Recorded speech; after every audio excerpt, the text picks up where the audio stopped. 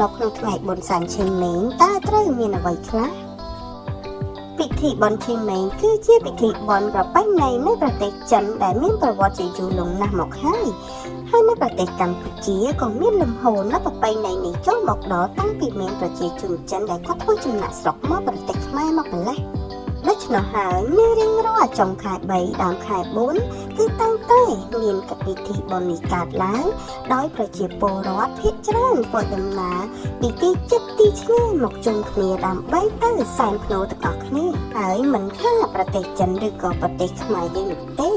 នៅលើពិភពលោកយើងនេះប្រទេសនិងតំបន់ដទៃទៀតក៏ប្រើពិធីឆេងម៉េងដូចគ្នានឹងប្រទេសវៀតណាមកូរ៉េខាងត្បូងម៉ាឡេស៊ីសិង្ហបុរីជាដើមតើអ្នកនឹងទេទំនៀមទម្លាប់ក្នុងបុណ្យឆេងម៉េងមានអ្វីខ្លះយើងទៅស្វែងយល់ទាំងអស់គ្នានេះនៅថ្ងៃបុណ្យឆេងម៉េងដែលយើងត្រូវធ្វើដំបូងគេគឺត្រូវបោសសម្អាតភ្នូរសែនដូនតាក្នុងប្រវត្តិសាស្ត្រចិន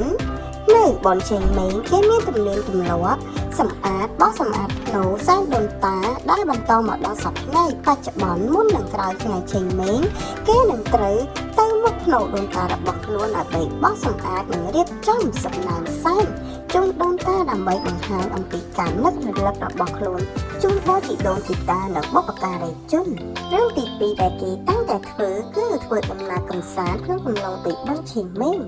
ពីព្រោះបុណ្យឆេងម៉េងគឺជាពិធីបុណ្យដ៏ល្អបំផុតសម្រាប់ការធ្វើដំណើរកម្សាន្តដែលបងប្អូនជិតឆ្ងាយគឺបានមកជួបជុំគ្នាហើយបានបោះសម្អាតភ្នូរជុំគ្នា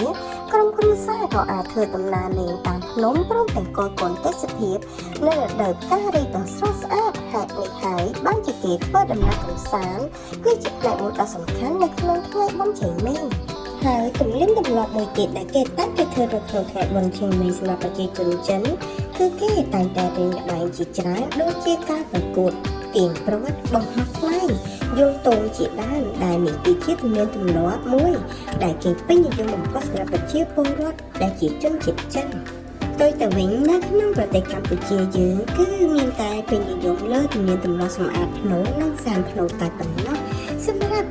ដំណើរកម្សាន្តជាមួយនឹងការលេងល្បែងនៅក្នុងថ្ងៃសែនភ្នូរគេគិតថាគឺជារឿងមិនល្អទៅវិញពីព្រោះជាថ្ងៃដែលយើងត្រូវរំលឹកគុណដល់បុព្វបុរសរបស់យើងនិងជីដូនជីតាមិនមែនជាថ្ងៃដែលយើងត្រូវលេងកម្សាន្តសប្បាយក្អាកក្អាយនោះទេ